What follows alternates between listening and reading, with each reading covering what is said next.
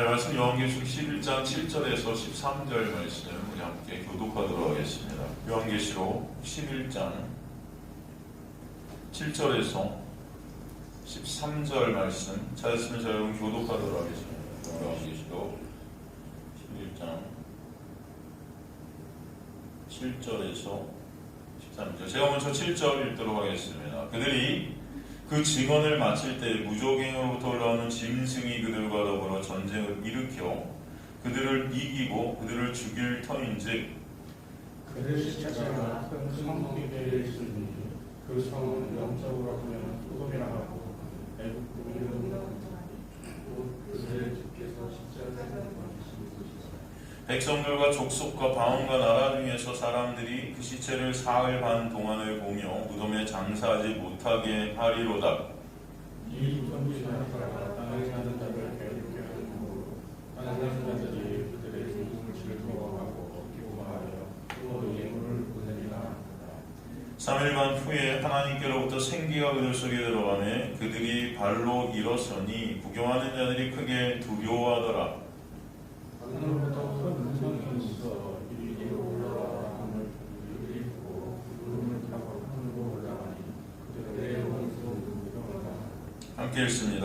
그때 큰 지진이 나서 성 10분의 1이 무너지고 지진에 죽은 사람이 7천이라. 그 남은 자들이 두려워하여 영광을 하늘의 하나님께 돌리더라. 아멘. 하나님 감사합니다. 오늘도 생명의 말씀을 저희에게 허락해 주심을 감사합니다. 바라옵기는 성령께서 역사해 주셔서 이 말씀이 예수 그리스도의 놀라운 십자가의 은혜와 사랑으로 풀어지게 하시고 예수로 보이게 하시고 그 놀라운 은혜로 체휼되게 하여 주옵소서. 주님께서 그렇게 역사의 주인들의 가실 줄 간절히 소망하며 감사드리며 예수 그리스도의 이름으로 기도드리옵나이다. 아멘. 지난주에 두 증인을 공부했는데 그 두 증인이 사실은 뭐라고 했습니까? 교회고 하나님의 백성, 성도들이다.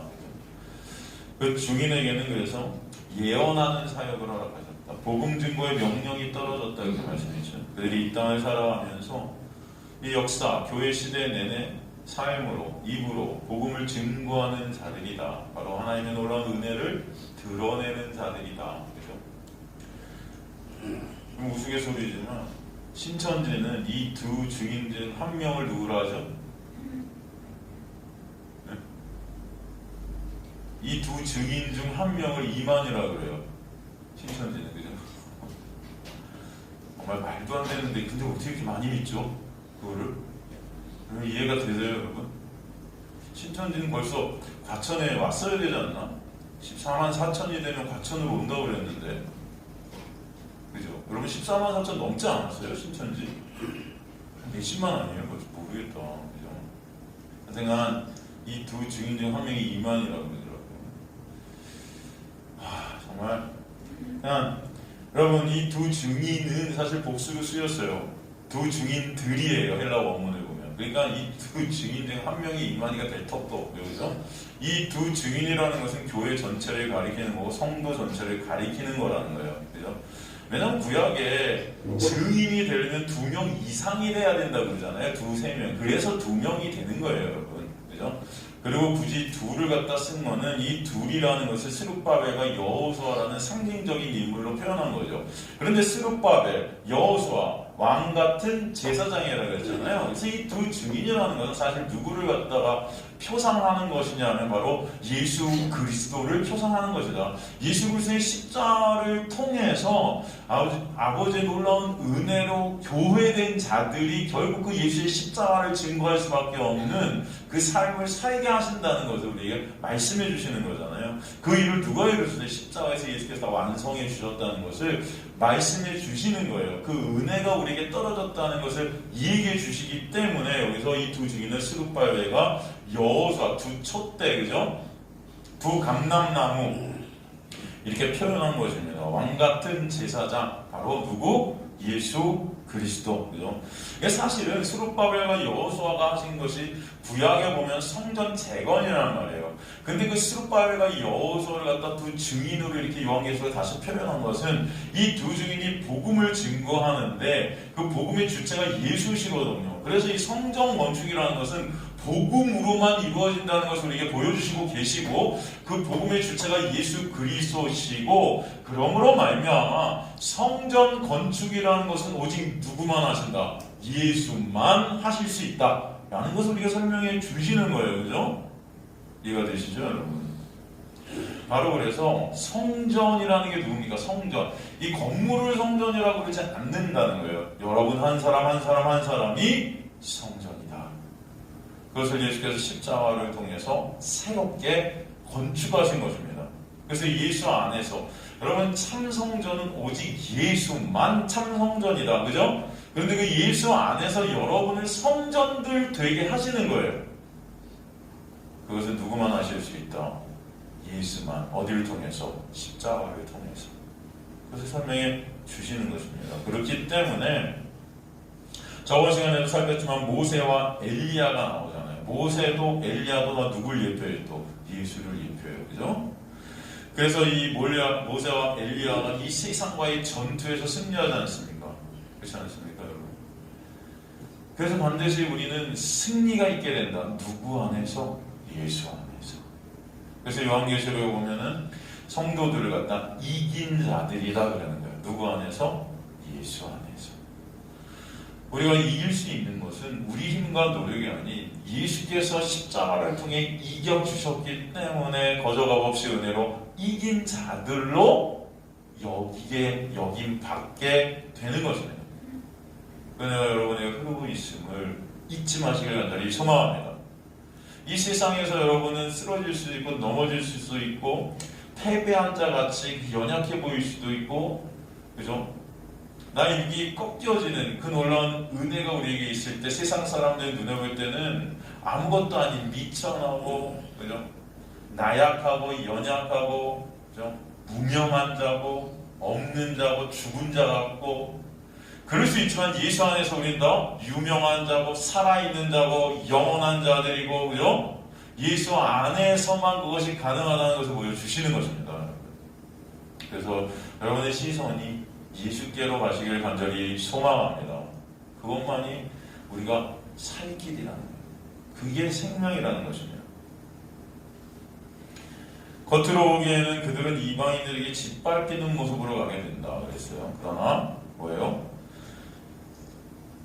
그 짓밟히는 모습 가운데 누가 짓밟히죠? 사실 이 땅에 예수께서 오셔서 짓밟히시지 않습니까? 십자가를 통해서. 바로 그 십자가의 삶으로 우리를 끌고 가시는 거예요. 그런데 그 짓밟힘을 통해서 짓밟혀 죽는 것이 아니고 나의 육이 삭제되어지고 오직 예수 그리스도만을 의존케 되는 자리로 역사에 가는 거예요. 그래서 여러분 짓밟힌다는 의미는 여러분을 이 세상에서 어떻게 해요? 끊어내신다는 거예요. 이 세상에서 여러분을 군림하게 하시고 이 세상에 여러분의 발을 묶으시고 이 세상에 여러분의 소망이 있게 하시는 분이 예수가 아니세요. 이 세상을 통해 진짜 세상을 바라보게 하시는 분이 성령이세요, 여러분. 이 세상에 소망이 없음을 깨닫게 해주시는 분이 성령이세요. 여러분이 이 세상에서 나그네와 순례가 됐음을 깨닫게 해주시는 분이 성령이세요. 내가 영원히 머물 곳이 이 땅이구나를 갖다가 깨트리시는 분이 성령이세요.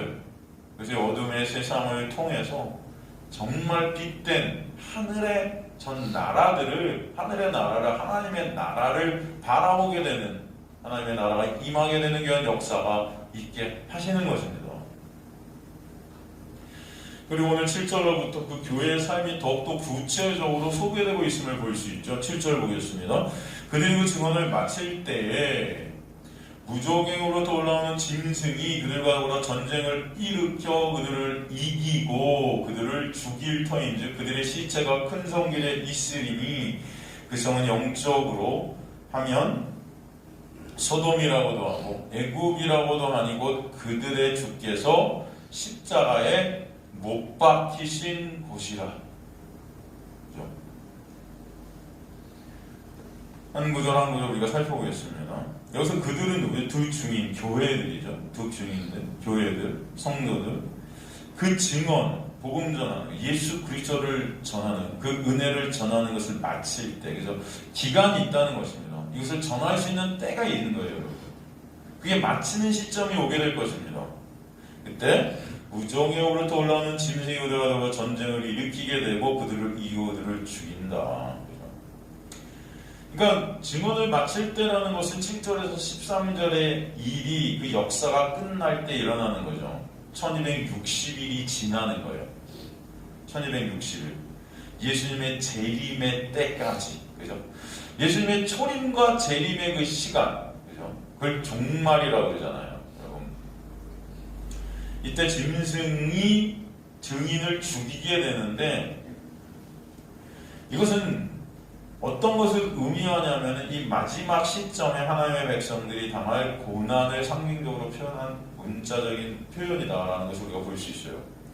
마태복음 24장 9절에서 22절을 보면 교회가 세상 앞에 그리스도를 증언하는 역할을 끝내고 패배한 것처럼 보여요. 패배한 것처럼. 여기서 무적행에서 올라오는 짐승, 여기서 올라온다는 헬라어 아나바이오는 명사용 분사로 이 시작을 나타내는 어떤 단어가 아니고 성격을 나타내는 단어입니다. 뭘 나타낸다? 성격을 나타낸다. 그래서 이 무적행에서 올라오는 짐승이라는 구절은 언제가 마지막 때 올라오게 될 짐승을 얘기하는 것이 아니라 이 짐승이라는 놈이 어떤 놈인지 그 신분, 그 성격을 설명하고 있는 거예요. 이게 어떤 자다? 적 그리스도. 그죠? 무적행에서 올라와요. 무적행. 이 무적행이라는 것은 악마적 기형과 성격을 같이 나타내는 그런 수식어죠. 무적행. 위수. 밑바닥 없는 구덩이 시면 사단이 갇혀 있는 곳. 그죠?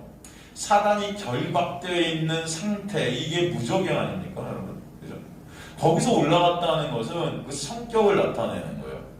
그 기원을 나타내는 거고. 그래서 사탄이 무적행에서 풀려났다라고 표현한 것은 지금 사단이 지금 무적행에 갇혀있고 그의 종말이 가까울수록 더욱 기승을 부리다가 최후의 종말 때 더욱더 자녀의 교회를 핍박한다라는 의미가 들어있다는 것이죠. 사탄 마귀는 지금도 오늘 사자처럼 하나님의 백성들을 패배자들가 되어서 괴롭히고 있어요. 사탄 마귀의 머리통은 이미 깨졌습니다. 십자가를 통해서. 그러나 여전히 패잔병으로 활동하고 있는 거예요. 그런데 그것조차도 하나님께서는 도구로 쓰신다는 것을 여러분 아셔야 돼요. 그러니까 여러분 사탄을 무서워할 그런 존재는 여러분 그 사탄 마귀가 가만히 보면 누굽니까? 제가 항상 말씀드리지만 예수님 당시에도 바리새인들에게 예수께서 오셔서 너희가 마귀 새끼라 그러잖아요. 가만히 보면 그 사탄 마귀는 나의 모습이라는 거예요. 나. 하나님의 자리에 앉아있는 그 나. 그죠?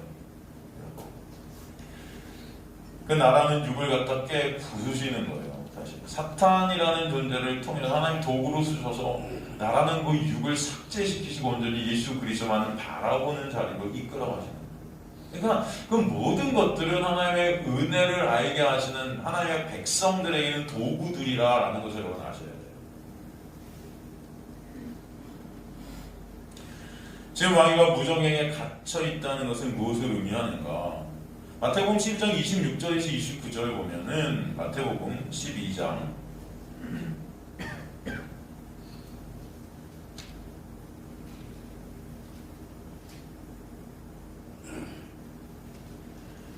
만일 사탄이 사탄을 쫓아내며 스스로 분쟁하는 것이니 그리하고야 어떻게 그의 나라가 서겠느냐.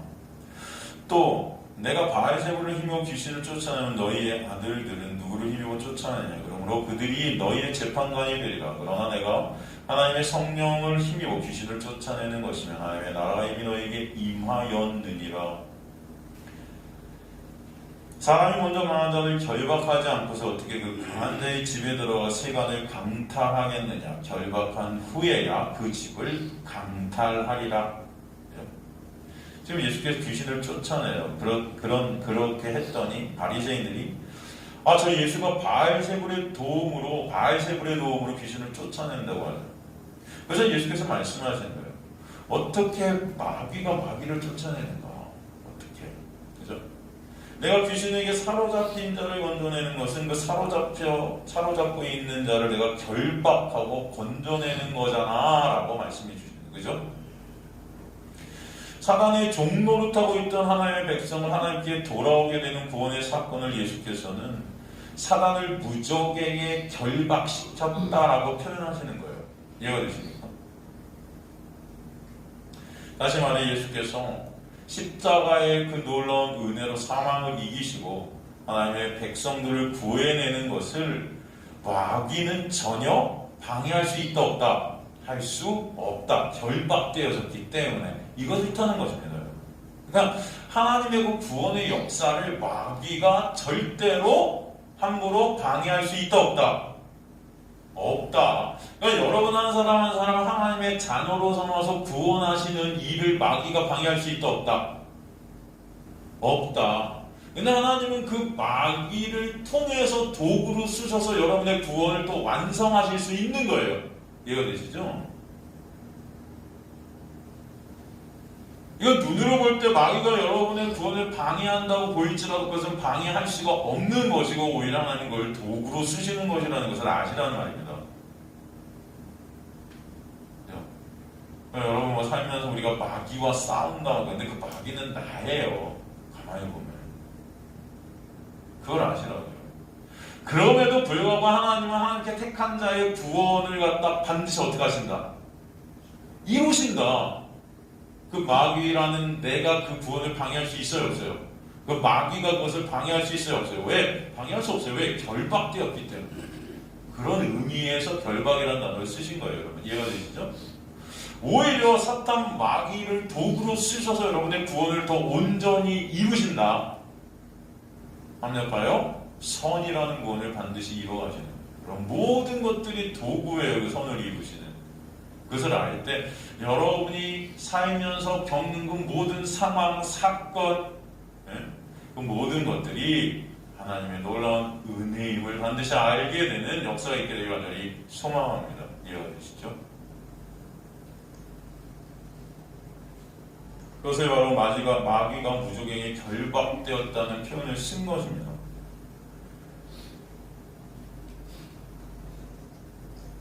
마귀는 그럼에도 불구하고 자기가 빼앗긴 시간을 멸망의 순간까지 다시 빼앗아오기 위해 발악할 거예요.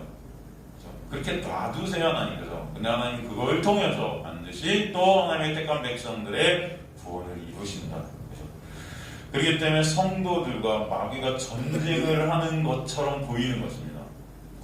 그리고 마귀가 성도를 죽인다는 표현을 7절에서 하고 있는 거예요. 적 그리스도.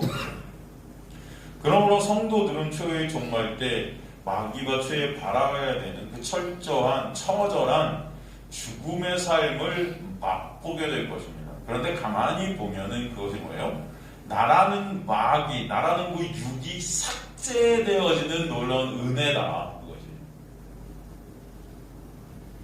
하나님은 지금도 마귀 그 모든 것들을 도구로 쓰셔서 그 가운데 당신의 백성들의 육을 삭제시키시고 주님만 온전히 의존케 되는 자리로 여러분을 끌고 가시고 계신다는 것을 잊지 마세요.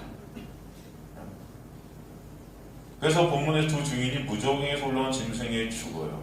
그죠? 여기 짐승이라는 단어, 테리오라는 이 단어 앞에 토라는 관사가 붙어 있죠. 정확히 해서 그러면 그 짐승에게 그 짐승.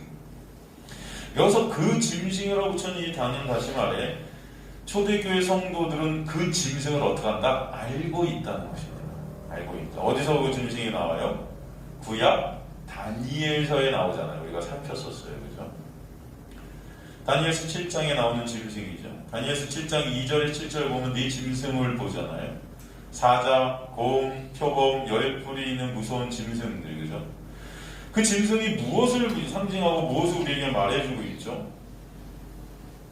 그 짐승은 문자적으로 볼 때는 바벨론, 메데, 바사, 로마 같은 이스라엘의 대적 국가들이죠. 사실은 그러나 그것은 이 세상을 주관하고 있는 적 그리스도다. 사단의 세력, 어둠의 세력, 죽음의 권세. 그 짐승들은 이스라엘의 대적 국가들과 안티오코스 이피파네스 교회 시대 전체를 통해 하나님의 백성들을 대적하는 세상 권세 잡은 마귀의 세력을 뜻하지만 사실은 뭐예요? 나라는 어둠의 세력일 수도 있는 거예요. 바로 그 마귀가 나기 때문에요. 그러니까 여러분 안에서 벌어지는 전쟁들이라는 거죠. 나라는 육과 싸우는 그 전쟁. 그래서 사도 바울도 오라 나는 공고한 자입니다의 그 놀라운 탄식이 있게 되는 것입니다. 제가 놀랍다는 것은 그게 처절한 탄식인데 사실 그 탄식을 통해서 사도 바울은 예수 그리스도의 놀라운 은혜가 아니면 안 되는 자신의 모습을 보기 때문에 그 탄식이 놀랍다 표현하는 거죠. 내가 할 수 없는 그 놀라운 은혜의 구원을 누가 이루신다? 주님께서 이루신다는 것을 보게 하시는 탄식인 거예요.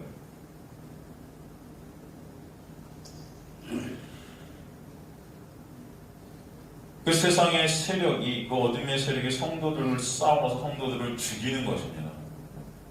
여러분, 우리는 이 인생 가운데, 이 어둠의 세력 가운데 우리는 죽을 수밖에 없는 무능력하고 무가치한 존재들임이 깨달아져요. 어찌할 수 없는 우리의 모습들이 보입니다.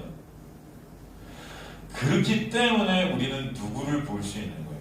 그럼 모든 어둠의 세력을 빛으로 장악하신 예수 그리스도의 올라온 은혜가 아니면 안 되는 우리의 모습을 알게 되는 것입니다. 그래서 여러분을 이 어둠의 세력 가운데 넘기셔서 빛이라는 그 하늘의 세력을 맛보게 하시는 거예요. 그러니까 여러분에게 벌어지는 그 어둠들이라는 고통, 고난, 그 모든 것들은 사실 이 죄로부터 오는 것들이에요. 나라는 죄로부터, 그죠? 그 근원이 나에게 있어요, 사실은. 그러나 하나님께서는 당신의 백성들에게 놀라운 은혜를 떨어뜨려 주셔서 그 나라는 그 육을 갖다 삭제시켜 주시고 온전히 예수 그리스도의 생명 안에서 새롭게 탄생케 되는 역사가 있게 하시는 은혜가 뿌려지게 하십니다. 영적으로 보면 이 적 그리스도는 교회 안에 거짓 선지자를 알 수 있습니다. 지금의 거짓 목사들이라고 볼 수 있어요. 율법주의, 은사주의, 기복주의, 그죠? 그런 교회는 교회 안에 알곡과 가라지가 있다고 해서 예수님 당시 종교 지도자들, 바리새인들, 그죠? 그들은 바로 하나님의 놀라운 은혜를 박해했던 자들, 그죠? 이 두 증인이 증거를 마치는데 죽임을 당하는 모습은 사실 이 땅에 오셔서 예수께서 공생애를 통해 복음 대신 예수님을 이 땅에 소개하신 후에 십자가에서 죽임을 당하시는 그 모습일 수 있다. 그렇죠? 그러나 주님은 그 죽음을 통해 영광과 부활, 그죠? 그 생명 안에서 다시 놀라운 하나님의 영광을 되찾으시는 모습을 갖게 되시죠. 마찬가지로 이 두 증인도 생명 대신 예수 안에서 내 육이 삭제되고 온전히 예수 그리스도의 놀라운 은혜 안으로 함몰되어지는 감사와 기쁨과 안식 가운데 있게 된 역사가 있게 하실 것이다. 그래서 이 두 증인의 삶도 예수님의 삶을 따라 자기 부인의 자리에서 죽음을 통과해 하나님의 영광의 자리로 나아가게 하신다. 여러분, 예수님 당시 그 예수님을 사실 누가 죽였습니까? 오늘 본문에 보면 이 두 증인을 갖다 누가 죽여요? 이 적그리스도 사탄 마귀 세력 아닙니까? 그죠? 근데 예수님 당시 그 예수님을 누가 죽였죠? 네? 하나님을 잘 믿는다고 하는 사람들이 죽였어요. 하나님을 사랑한다고 하는 사람들이 죽였어요. 누구냐면 바리새인들 아닙니까? 종교 지도자들이에요. 대제사장들, 서기관들, 말씀을 갖다가 누구보다도 잘 안다는 사람들이었어요. 그죠? 그들은 하나님의 백성들이라고 자부했던 사람들입니다. 하나님의 말씀을 누구보다도 잘 지킨다고 자부했던 사람들이에요. 율법의 의의로 하나님의 자리에 앉아 하나님을 대적하는 자들이었다는 거예요. 그게 적 그리스도라고 해요.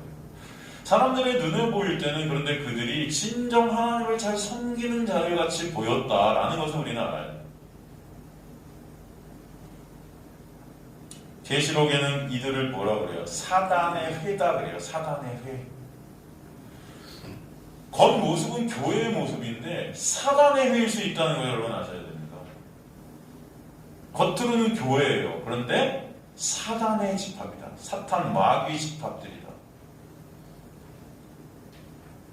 이들은 하나님의 성전을 이용해서 자신들의 배를 불리려던 자들이죠. 그죠? 그래서 장사꾼의 소굴로 하나님의 성전을 만든 거예요. 영혼을 살고 파는 일을 했단 말이죠. 지금의 거짓 목사들일 수 있습니다. 자신들의 유익을 위해 교회를 키우는 거예요. 교회의 힘을 모으고 이 세상에 영향력을 행사하기 위해서, 내 이름을 내기 위해서, 내 힘을 갖기 위해서. 당시 대제사장들과 바리새인들이 바로 그런 자들이었다는 거예요. 사람들을 위해 군림하고자 하는 거룩이라는 이름으로 율법을 지켰다는 어떤 의의로 사람들을 제압하죠. 하나님의 말씀을 가지고 사람들의 배를, 자기들의 배를 채웠어요. 하나님의 말씀으로 내 배를 채우는 자들.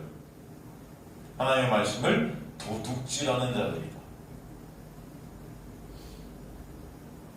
구약을 봐도 똑같아요. 구약 시대에 여러분 하나님의 선지자들이 누구와 싸우죠? 구약에 하나님의 선지자들이 누구랑 싸웁니까?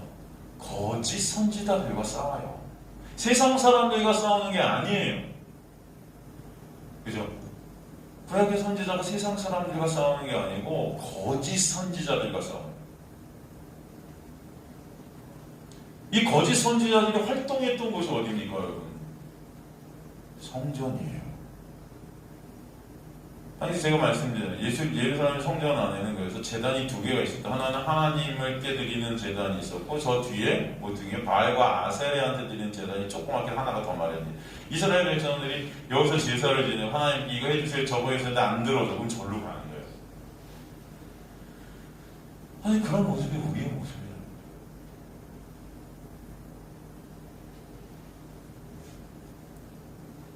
지금도 마찬가지예요. 교회 안에서 거짓 목사들이 교인들을 상대로 공갈 협박을 하고 있는 모습들이 있어요. 자기 말 안 들으면 하나님이 치신다 뭐 이런 말들을 하는 거예요. 치신다. 여러분 들어보시지 않았어요? 목사 말 잘 들어야 하나님이 복 주시고 잘 안 들으면 치신다 이런 말들을 하는 거죠.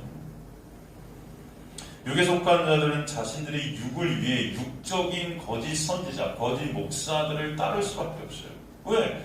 내 말 잘 들으면 하나님이 이런 거 해주실 거야 하거든요. 내 말 잘 안 들으면 하나님이 이렇게 안 해주실 거야 하거든요. 그러면 하나님이 내가 원하는 것을 해주시려면은 우리 목사님 말 잘 들어야 되겠다 라고 한다면 여러분 어떻게 하시겠어요? 잘 들으려고 하겠죠. 여러분 인간들은 굉장히 약합니다. 약해요. 여러분 제가 설교하면서 여러분 제 말을 잘 들어야 교회에 충성하고 봉사하고 헌신해야 하나님께서 여러분에게 복 주십니다 한다면 여러분 어떻게 하실까요?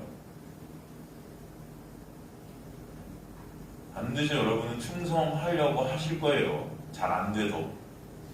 알겠습니다. 물론 잘 안 될 수도 있겠지만 그죠? 하나님의 복이라는 것, 그 은혜라는 것은 여러분이 충성한다고 충성 안 한다고 내리는 게 아니다. 제가 이렇게 설교를 하니까 충성을 해도 안 해도 상관없다 생각하실 수 있지만 하나님의 은혜는 여러분의 행위로 오는 게 아니에요. 하나님께 택한 백성들이 하나님께서 반드시 그 은혜를 부어주실 줄 믿습니다. 아니 오히려 여러분 이 자리로 여러분을 불러주신 이 자체가 하나님의 놀라운 역사이고 은혜라는 것입니다. 그래서 여기서 하나님의 놀라운 십자가의 복음을 듣게 하시잖아요. 그 은혜가 뭔지 깨닫게 하시잖아요. 알게 하시잖아요. 그 자체가 이미 여러분 하나님의 놀라운 은혜가 부어지고 있는 것임을 아셔야 돼요. 여러분이 뭔가 해서 받은 게 아니에요 이거를. 그죠? 전 옛날부터 그래도 교회 열심히 다녀서 이 은혜를 부어주신 거 아닐까요? 아니에요. 여러분 인간들은 뭘 해도 하나님 앞에 쓸 육체가 있다 없다? 없다. 여러분 우리는 하나님 앞에 저 이거 했으니까 하나님 은혜 주세요 할 그 이거 했으니까의 그 의, 여러분 그 의는 하나님 앞에 하나님이 인정하지 않는다. 하나님이 인정하는 의는 어떤 의? 예수라는 의만 인정해요. 그러니까 하나님, 제가 우리 어머니 아버지가 저를 이렇게 기도 열심히 했으니까, 제가 옛날부터 이렇게 교회 열심히 다녔으니까 하나님 그러니까 저한테 오늘 이렇게 은혜를 부어줘서 복음을 알게 해주신 거다? 아니에요. 그건 착각이라는 것입니다. 여러분에게 은혜를 부어주신 것은 여러분이 하나님의 백성이기 때문임을 아시기 간절히 소망합니다. 그래서 감사하게 되는 거예요. 왜 저 같은 자를 주님 부르셨나요? 그죠? 주님이 부르어주시지 않으면 저는 죽을 수밖에 없는데 왜 저를 주님 불쌍히 여겨주시나요? 그죠? 너무 감사하지 않습니까? 그 놀라운 은혜 때문에 여러분의 안에서 진정 감사와 감동이 있으시냐는 거죠. 성도는 여러분 하나님의 놀라운 은혜로 말미암아 감사와 감동이 있게 되는 자들임을 저는 믿습니다. 다른 게 아니고요. 여러분이 그래서 여기서 찬송하는 거예요. 주님 감사합니다 하면서. 그죠?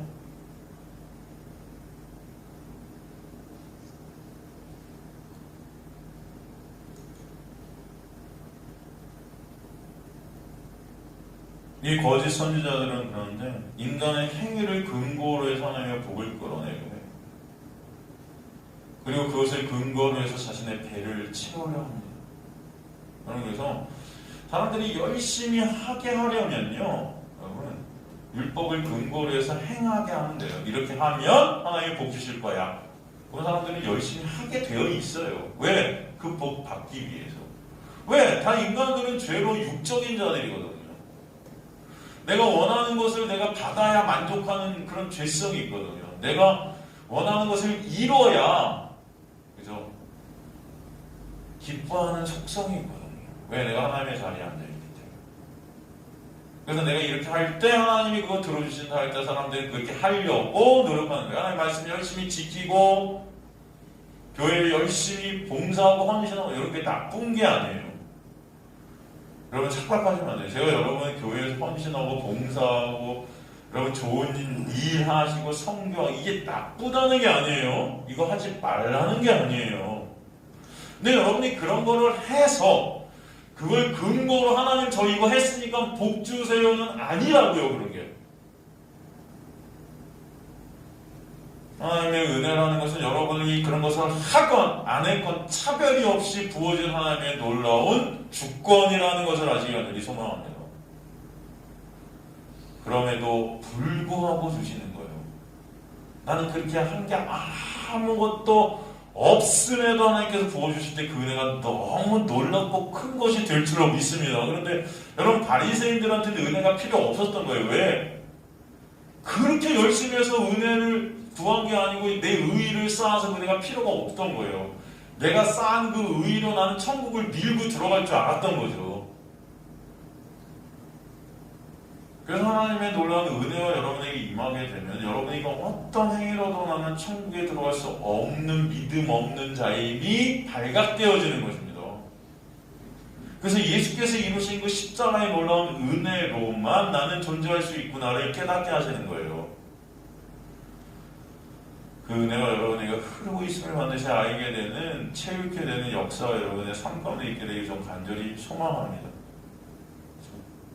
그 은혜가 여러분을 끌고 가는 거예요. 그래서 그 다음에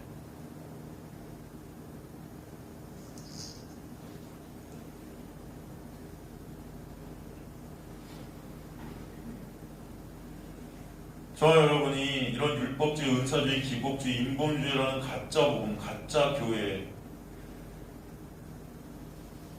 그런 곳에서 평생을 갖다 수고하고 무거운 짐을 지고 고통당하다가 하나님의 놀라운 은혜로 진짜 말씀을 통해 예수 그리스도의 복음, 예수 그리스도의 은혜를 조금이라도 더 체육해 되고 있다면 이 자체가 하나님의 일하심이고 하나님의 역사이고 하나님의 놀라운 은혜임을 잊지 마세요. 잊지 마세요.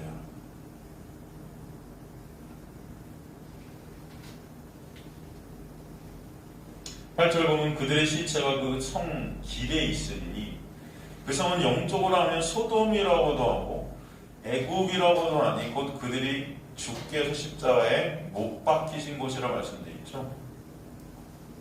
그 주인의 시체가 어디 놓이게 된다? 큰 성 길에 놓이게 된다. 그래서 큰 성은 영적으로 두 개를 묘사하고 있는데 바로 소돔과 애굽이다. 소돔과 애굽. 그 시체들은 누구예요? 하나님의 은혜로 이끌림 받은 자들이죠. 하나님의 은혜만을 의존케 되는 자들이에요. 근데 시체들이 되는 거죠. 그 시체들이 된다는 건 뭐예요? 육이 죽는다는 것입니다. 육이. 그죠? 나라는 그 육, 하나님의 자리에 올라앉으려는 그 육이 시체들임을 깨닫게 되는 거예요. 마른 뼈가 나오거나, 그죠? 마른 뼈에 생기가 부어지지 않으면 여러분 그건 시체잖아요. 그냥 뼈다귀잖아요. 그런 모습이 지금 그리스도인들로 우리에게 보여지고 있는 거죠. 왜 그런가? 그곳에서 주께서 십자가에 못 박히셨기 때문이라는 표현이 나오죠. 바로 내 육으로 십자가에 달리셔 죽으셔서 부활하실 때 영으로 간에 생명되게 하시는 역사를 갖다 십자가를 통해 보여주셨다는 것을 우리에게 말씀드리는 거죠. 바로 그 주인의 삶은 그래서 하나님의 놀라운 은혜로 예수님의 삶으로 정철되어지는 것입니다. 그 두 주인의 사역이 예수님의 십자가의 길을 따르게 되는 사역이다. 이것의 증인됨이라는 것은 내가 죽고 오직 예수만 그 은혜만 남게 되는 하나님의 일하심이다라는 거예요. 그게 증인됨의 삶이에요. 그들의 시체가 큰 성길에 있으리니라는 표현은 완전히 몰살을 할 것을 가리키는 것이 아니고 참 교회가 이 증언의 역할에 있어서 패배한 것처럼 세상에 보이고 모욕적으로 취급을 당할 수 있다라는 것을 우리에게 말씀해 주시는 거예요. 여러분, 하나님의 놀라운 은혜만을 교회에서 증거할 때, 여러분, 하나님의 그 십자가만을 교회에서 증거할 때 교회는 힘이 없어질 수밖에 없어요. 세상적으로.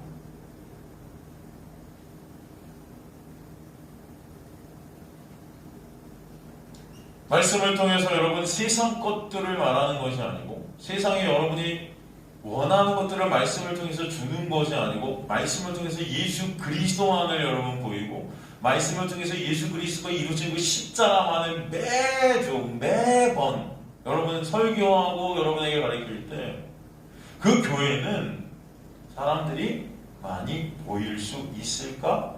라고 생각할 때 없다는 것입니다. 없어요. 이 세상에 여러분이 원하는 것들을 말씀을 통해서 조금이라도 얻는다 생각해야 교회의 사람들은 모여요. 내가 원하는 것들, 그렇지 않아요? 하나님께서 이 세상에서 나를 갖다 조금 더 유익하게 해줄 것들, 2000년 전에 지신 그 예수 그리스도의 그 십자가, 그게 다른 뭔 상관일까, 여러분? 근데 매주 그 십자가만 얘기하네, 이 목사가. 그 예수는 도대체 진짜 2000년 전에 나에게 십자가에 지신 거야? 믿어지지도 않는 그 예수만 얘기하네, 매주. 나랑 뭔 상관이야, 내 삶에서, 그 예수는. 그 십자가는 도대체 나랑 무슨 상관일까?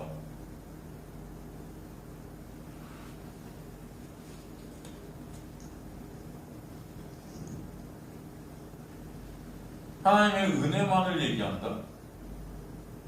인간의 어떤 행함으로서는 그 의의가 조금이라도 드러나야 인간들은 모여요. 그게 보람이에요. 근데 하나님의 놀라운 은혜가 아니면 안 된대. 인간이 어떤 것을 해도 어떤 옳아 보이고 어떤 바라 보이고 도덕 윤리적으로 깨끗해 보이는 일을 해도 그것이 하나님 앞에서는 아무것도 아닌 것. 여러분, 오직 예수 그리스도만 의이고 예수 그리스도의 십자가로 이루신 것만 의임을 매 순간 여러분한테 말씀할 때 인간들은 점점 그 은혜에 실망할 수밖에 없어요. 내 것이 조금도 그 은혜에 묻어있지가 않기 때문이에요. 여러분이 행한 것 어떤 것도 은혜에 들어갈 수 없기 때문이에요. 어떤 내가 한 어떤 조그마한 것도 참여될 때 인간들은 좋아하고 기뻐해요. 뭘 해도 우리 교회 뭘 할 때 여러분의 힘과 여러분의 노력이 여기 조금이라도 묻어있을 때 여러분이 교회에 와도 보람된 거예요. 근데 여러분이 한 그 모든 것들이 예수님의 그 놀라운 십자가의 은혜 앞에 아무것도 아니다? 그 은혜가 점점 싫어질 수 있어요. 안 그렇게 생각되시면 할렐루야. 근데 우리의 모습이 그런 모습이라는 거예요.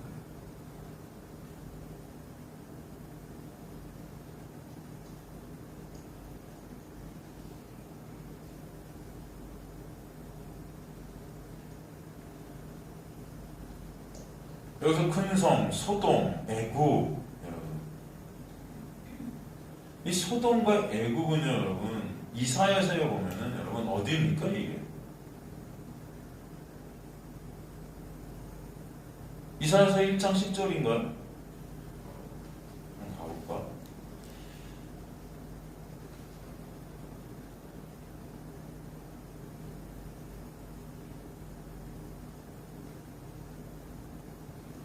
너희 소돔의 관원들아 여호와의 말씀을 들을지어다. 너희 고모라의 백성아 우리 하나님의 법에 귀를 기울일지어다. 여호와께서 말씀하시되 너희의 무수한 재물이 내게 무엇이 유익하니요? 나는 숫 양의 번제와 살찐 짐승의 기름에 배불 넣고 나는 숫송아지나 어린 양이나 숫 염소의 피를 기뻐하지 아니하노라. 너희가 내 앞에 보이러 오니 이것을 누가 너희에게 요구하였느냐? 내 마당만 밟을 뿐이니라. 여러분 다음에 보면 소돔과 고모라, 그죠? 이 애굽 어떻게 보면은 세상 권세들을 말하고 음란한 것, 심판받아 마땅한 것을 갖다 말하고 있는데 사실은 멸망할 수밖에 없는 심판의 영역이라는 이 소돔, 이 애굽 이거는 사실 교회예요.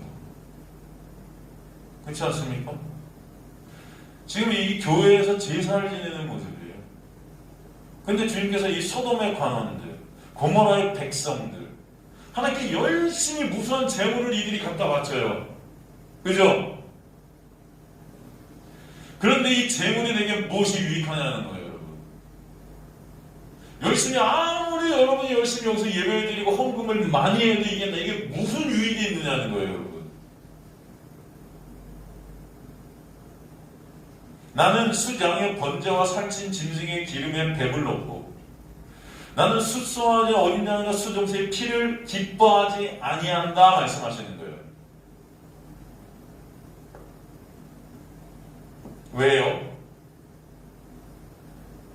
여러분이 진짜 모든 것을 불살라서 예배를 드리고 헌금을 하고 교회에 충성하고 봉사하고 여러분의 모든 것을 다 쏟아붓는다 해도 하나님 그거 기뻐하지 아니하신다. 이유가 뭡니까? 그 하나님이 나거든요. 결국 여러분이 그렇게 하는 것은 다 여러분의 유익을 위한 거거든요. 내가 원하는 것을 하나님께로부터 끌어내고자 함이거든요. 그걸 소돔이라 그런다고요, 여러분. 간음하는 곳, 우상 숭배하는 곳, 거길 애굽이라고 한다고요. 하나님을 적대하는 곳, 내가 왕의 자리에 올라 하나님이 된 곳.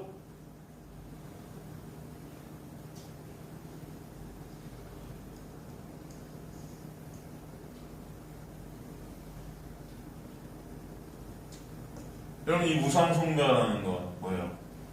하나님보다 나를 더 즐거워하는 거예요. 하나님보다 더 즐거워하는 거예요. 세상 것들. 돈, 명예, 권력. 내가 원하는 것 여러분 가질 때 하나님보다 더 즐거운 거예요. 그게. 내가 원하는 것이 이루어질 때 하나님보다 그게 더 즐거운 거예요. 그래서 그 하나님보다 더 즐거운 것을 쟁취하기 위해서 여러분 하나님께 와서 그렇게 매달리는 거예요. 그걸 우상 숭배라 해요. 이거 해주세요, 저거 해주세요, 철야 기도를 하면서. 그래서 사람들은 그 모습을 보면서 야, 저 사람 신앙이 너무 좋아. 하루 종일 기도해. 울면서 기도해. 근데 그 울면서 기도하는 목적이 뭐예요? 내가 원하는 거 해주세요. 빡세게 기도한다고 그러죠, 여러분? 빡세게. 당신을 위해서 제가 빡세게 기도하고 있습니다. 제발 여러분 빡세게 기도하지 좀 마세요. 그러니까 다 그 기도의 내용이 뭡니까? 가만히 보면은 뭐예요? 다 내 유익이에요. 다 내 거예요. 진정 여러분, 저와 여러분의 기도라는 것이, 여러분 기도라는 것은 어떤 것들을 갖다가 하나님께 원하는 것을 말하는 게 기도가 아니잖아요. 기도는 뭐예요? 교제예요. 기도는요, 하나님의 택하신 백성들이 예수 그리스도의 놀라운 은혜로 본받은 자들만 되어지는 교제입니다. 그래서 호흡이라고 그러는 거예요. 왜? 함께 하는 거니까, 주님과. 그때 어떤 현상이 벌어져요? 그 기도라는 그 호흡을 통해서 하나님의 놀라운 은혜를, 그 예수 그리스도의 십자가의 그 사랑을 더 알게 되어 있는 거죠. 사도 바울이 기도하는 거예요. 에베소서에 뭐라고 기도하죠? 주님, 그 사랑과 은혜의 깊이, 넓이, 크기, 높이가 어떤지를 저와 이 성도들이 더 좀 알게 해주세요. 저와 여러분의 목표가 있다면, 만약에 목표를 갖다 놔야 된다면, 여러분의 인생 가운데 진정 그 은혜의 깊이와 크기와 넓이와 그 놀라운 가치가 무엇인지를 주님 조금이라도 더 말씀을 통해, 인생을 통해, 모든 것들을 통해 조금이라도 더 아는 자들 되어서 예수 그리스도의 놀라운 은혜로 주님 앞에 서기를 간절히 소망합니다. 그리고 그 목표가 여러분 안에서 진정 갈급하게 되기를 간절히 소망합니다. 여러분, 우리가 이 주님 앞에서, 주님 앞에 서는 날 다 모를 거예요, 여러분. 내일이 될 수 있고, 모레가 될 수 있고, 한 달 후가 될 수 있고, 1년 후가 될 수 있고, 그죠? 한번 보세요. 이 죽음이라는 게 여러분이 닥치면 다 똑같아요, 사실. 여러분 10년 전에 죽었건, 내일 죽건, 죽으면 다 끝이에요, 그죠? 다 똑같죠, 여러분? 시간이 뭐 10년 전에 돌아가셨건, 내일 돌아가시건, 어떻게 보면 다 똑같아요. 중요한 것은 남은 인생 동안의 진정 그 은혜를 조금이라도 더 아는 자들이 되어서 예수 그리스도의 그 십자가의 놀라운 은혜로 주님과 손잡고 주님 의존해서 주님 앞에 서게 되는 놀라운 역사가 여러분에게 있게 되는 것, 이게 여러분의 소망이 되시길 정말로 소망합니다. 다른 게 아니고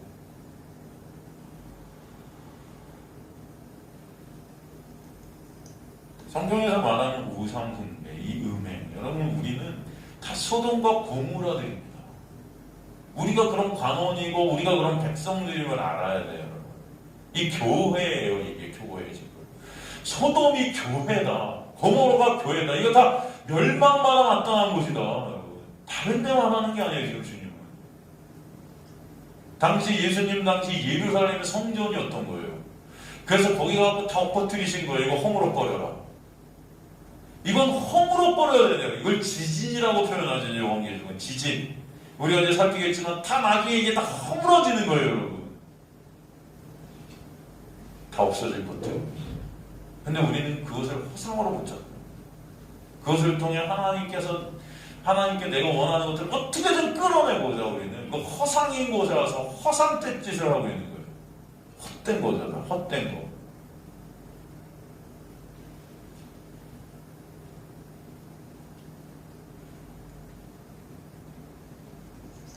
저 여러분의 삶 가운데 진정 예수 그리스도만이 가치 되시는 역사가 있게 되기를 간절히 소망합니다. 이 소돔이라는 것은 하나님보다 더 가치를 두고 있는 것들이에요. 주님은 이 땅에 와서 그런 소돔의 관원들을, 그런 자들에게 죽임을 당하신 거예요. 바로 교회에게 죽임을 당하셨다. 당시 유대교, 율법주의의 교회, 구약교회.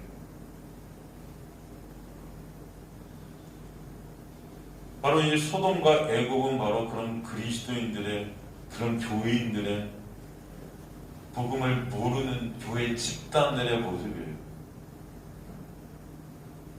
계시록에는 큰 성이라고 해요. 바벨론. 그죠?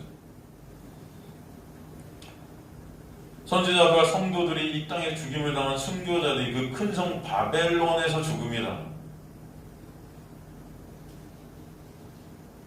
바로 하나님을 대적하고 하나님의 백성들을 대적하는 마귀의 손 아래 있는 세상. 그것이 교회인 거예요.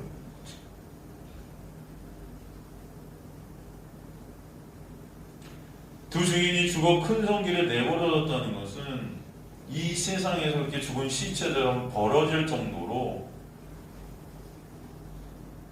고난당하고 비참게 될 것이다 라는 말씀이죠.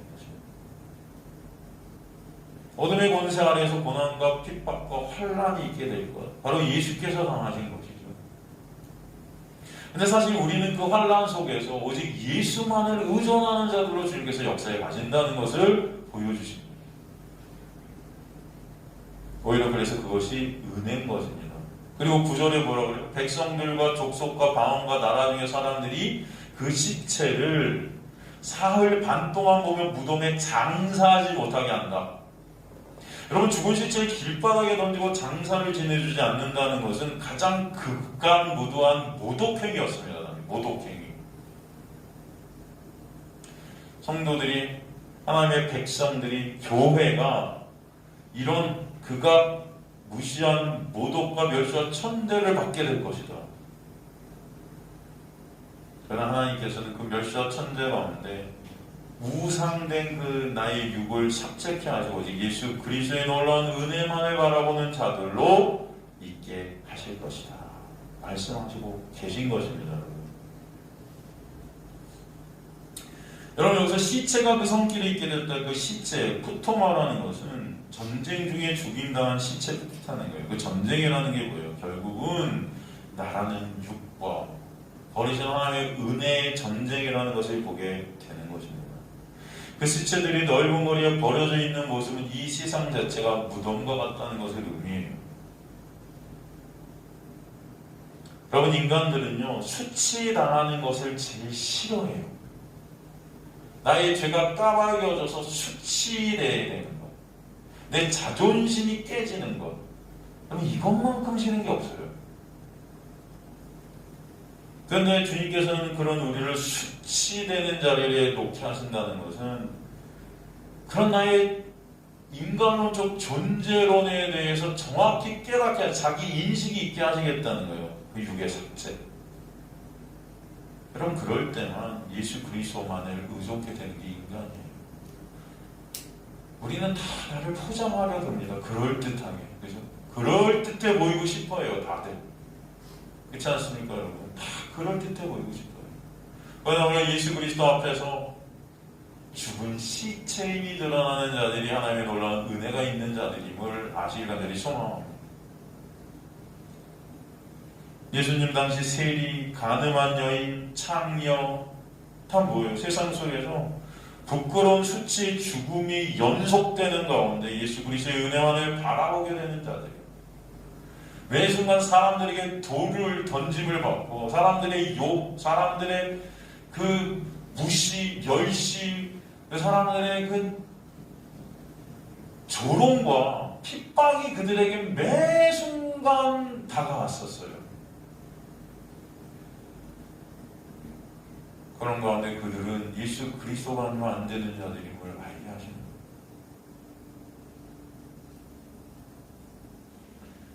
그래서 그 성의 성격이 영적으로 소돔과 애굽은 영적 푸뉴마티코스.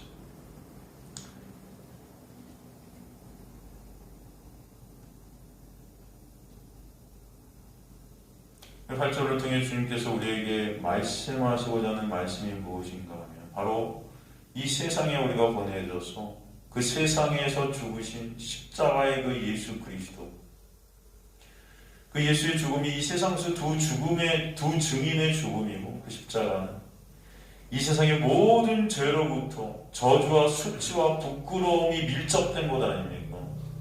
자기 부인이 될 수밖에 없는 그 십자가, 그 수치와 부끄러움과 인간의 그 모든 죄를 다 처리해 주신 그 십자가였죠. 그리고 생명으로 다시 부활하셔서 그 부활 안에서 당신의 백성들을 생명되게 하시는 은혜를 8절 9절을 통해서 우리에게 보여주시는 것입니다. 이 두 증인은 바로 창세전에 택하신 하나님의 백성들인데 이 어둠의 세상으로 넘겨지게 되는 것이죠. 바로 예수께서 십자가로 넘겨지시는 것과 똑같은 파라디도미를 쓰는 거예요. 그래서.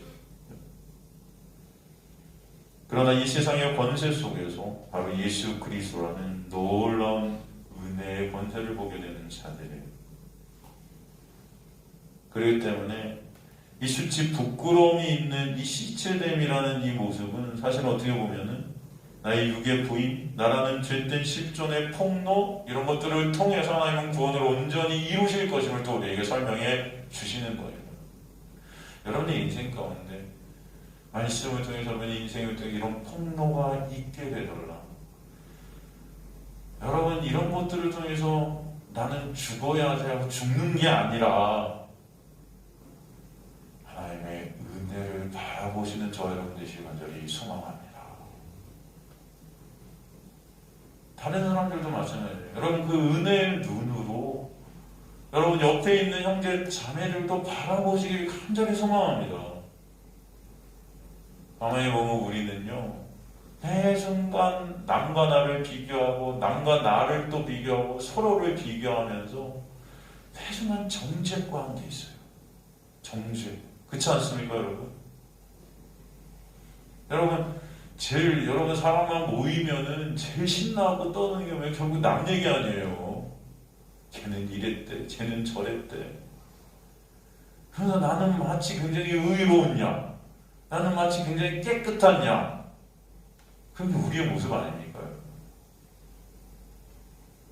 가정에서도 교회에서도 세상에서도 우리는 이 무시무시한 정죄 아래 있어요. 이 무시무시한 죄의 권세 아래 놓여있는 바로 시체들과 같은 자들이 우리임을 여러분 아셔야 돼요. 그런데 그 시체들 같은 우리에게 주님께서는 생기를 불어넣어 주심을 아시기 간절히 소망합니다. 그래서 여러분을 예수의 놀라운 은혜로 덮고 가리셔서 살게 하시는 거예요. 그게 여러분 하나님의 복음의 말씀 아닙니까 여러분?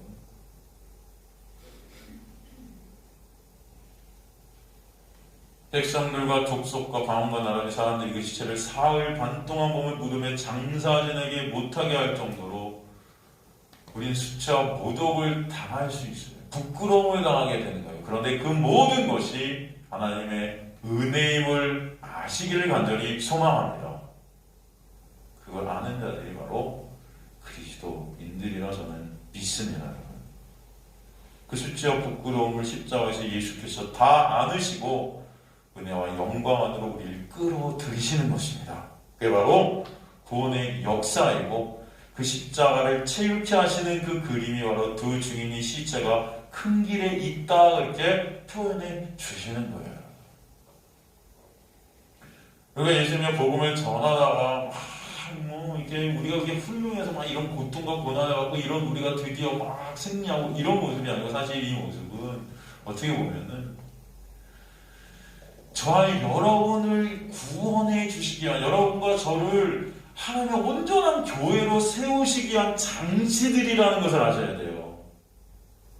우리 이런 본문들을 보면서 우리 이런 생각을 한다면 야 내가 잘 참고 내가 잘 견디고 복음을 내가 핍박받고 막 이렇게 고난 받으면서도 이거 끝까지 내가 전해서 난 하나님의 백성들로 내가 돼야지 뭐 이런 생각들의 말씀을 보면서 이런 수치와 모욕을 받아서 잘 이겨내야지 이런 생각들을 하죠 우리는. 그게 여러분 틀리다는 게 아니에요. 그러나 오늘 말씀들을 보면서 우리가 바로 소돔이고 우리가 바로 애굽이고 우리가 바로 이런 시체들이고 이런 고난과 수치와 모욕과 이런 시체들 된 그러나 이 모든 것들이 하나님만으로 온전히 의존케 되게 하나님의 놀라운 구원의 장치들임을 여러분 아셔서 이 인생 가운데 이런 고난과 핍박과 이런 수치심과 이런 모욕과 이런 모든 것들이 여러분의 밀려올 때도 예수 그리스도의 은혜가 목적이 되고 예수 그리스도의 은혜를 아는 것이 여러분의 모든 것이 되어서 그 은혜를 아는 자기 때문에 감격과 감사와 기쁨과 안식이 여러분 안에 있게 되는 그런 그리스도인들 되시길 완전히 소망합니다. 그게 바로 하나님의 은혜가 여러분에게 임한 자들이란 거예요, 여러분. 이 세상과 똑같이 생각하지 마세요. 여러분이 죽고 사는 그 모든 것도 누구 손 안에 있다? 하나님의 손 안에 있어요. 여러분의 뜻대로 할 수 있는 게 아무것도 없어요. 그것들 아셔야 돼요. 내 뜻대로 내 힘과 내 노력으로 내가 살고 내가 죽고 싶어서 죽는 게 아니에요.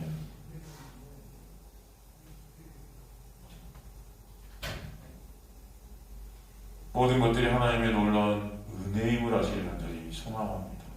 오늘 말씀을 그래서 사실 이 두 중이 복음을 증거하다가 이 세상에서 살해당하는 이 끔찍한 고난 가운데 있게 될 것. 그러나 이 모든 것들이 하나님의 백성들을 온전히 하나님의 교회로 만드신 하나님의 장치들이고 하나님의 은혜임을 또 우리는 여기서 보게 됨을 아시길 간절히 소망합니다. 다음 시간에 10절을 통해서 계속해서 이들이 어떤 일을 당하는지 그리고 이 당하는 것들이 또 무엇을 이게 의미하는지 계속해서 살펴보도록 하겠습니다.